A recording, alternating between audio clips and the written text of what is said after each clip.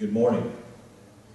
My name is Jarett Brown. I'm here with Kentucky Farm Bureau Mutual Insurance Company, our office on East Center Street. I was born and raised 20-25 minutes down the road. A lot of people are like, where in the world are you from? Where three counties join outside of Providence, Crittenden, Caldwell, and Webster. That's where our family farm is at, where I was born and raised. So I'm very familiar with rural life, along with the rural environment. Along with several hours, that man is standing in the corner, you know, is Dr. Parent on the blacktop basketball court there in Caldwell County as well. I'm humbled to be asked by my friend Mike Davenport to ask and to speak to you about soft skills today, which was not even on our radar 20, 25 years ago. But now it's the new norm. It's the new norm, just to be honest, to be lazy. What consists to me to be common sense and not to be lazy takes care of the majority of these soft skills. I Googled soft skills last night. There's over 300. Actually, there's a great article that gives you advice to use these 300 words on your resume. It gives you the top 5 out of 300 to use on your resume before you interview with me, and what words to put in your mouth. But the nice thing is, I'll call those references. And I just hired a young lady in June. And the 3 references I called, they all had to deal with her work ethic. Every bit of it. That's why I hired her. Not because of her grades, not because of her degree, but dependability.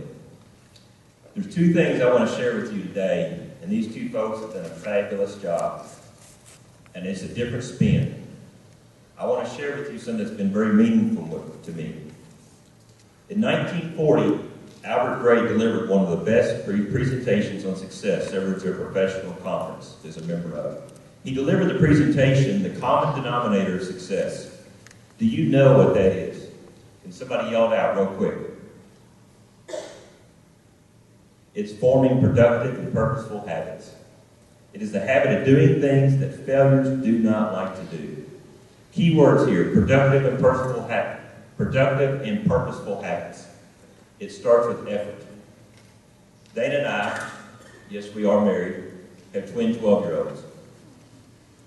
We start every day with pick your room up, straighten up your room, and they hear that word effort all the time. We share with them you do not have to be number 1, but you have to give your best effort if you're willing to want to try. Start with being productive and therefore forming a productive habit. In order to have a productive habit, you must make sure it serves a purpose. Productive means it moves forward to achieve. For example, how much time do you waste on electronics or TV, as Jenny gave the illustration of? Remove it, replace it with something productive. Start by decluttering your bedroom. I'm not being flippant when I say this. We did a title this presentation. It's called It Starts in the Bedroom. It does, every bit of it. Start by decluttering your closet, your dresser, areas of your room. It will amaze you how it starts you to think about simplicity and purpose. It will give you a sense of new beginning every time you do it. This is not a one-time, but it's continuous. Next, get a loan. Take a legal pad, not an iPad. And if you want to know what a legal pad is, please ask these folks. I know Mike has one.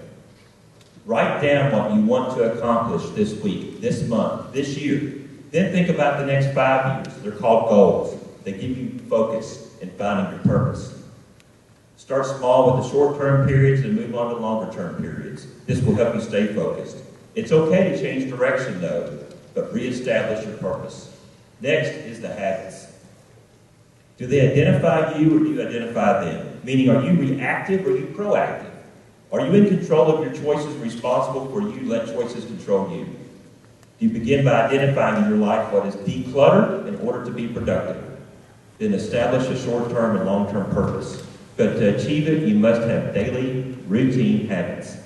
Those habits are what will sharpen, develop, and enhance your soft skills. Because if you truly want to change, then these 300 soft skills will follow. I looked up soft skills, as I mentioned. There's no way you can check yourself on them all. They're manners. They're common sense. They're learned behavior. But I promise they start with the common denominator of success. Productive, purposeful habits. 2 examples and I'm closing. In college at Western, I worked for 3 years in sports medicine. My freshman year was with the football team. At that time, the coach was Jack Harbaugh, father of Jim and John Harbaugh. Very hard-nosed, very old school. But he led everybody by saying, if you're on time, you aren't late. Think about it. Show up to whatever you're doing early.